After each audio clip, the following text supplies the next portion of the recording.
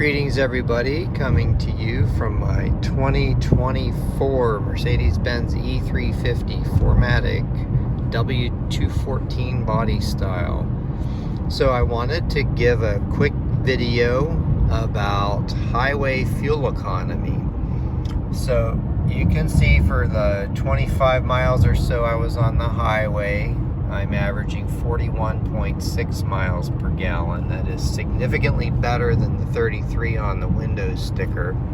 I imagine by the time I get to my exit, that's going to be over 42. So the terrain is a mixture of hills. I had the cruise set at 73 for most of that trip. I now have it to 59 because the speed limit here is 55. And there's always cops around here. So, and there was one big downhill, and now the rest of this is probably going to be pretty level. So you see we've popped up over 42.3. Most of my driving in this car overall has been highway. You have to have Ignore the voice in the background. I probably will need to figure out how to make it stop doing that. Now there's this thing with the blue leaf on there that shows 1 mile 1 minute. I think that is when the hybrid battery is charging. I could be wrong. If you know about that, comment and let me know exactly what that means. It is the other metric that I'll share here is on some stretches of highway, especially when I was driving this car back home from the dealer. It was about a 3.5 hour trip. I was able to get in excess of 43 miles per gallon on level highway at the cruise set at 77. So it does remarkably well, fuel economy on the highway.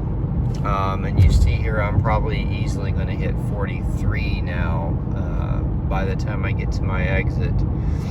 And we'll switch back to that in a second. So I just swiped down on the OK button to go to the next screen. And so my overall average for the last 390 miles, I'm just going to leave that there so I get a better picture, is 32.3. So that's overall everything.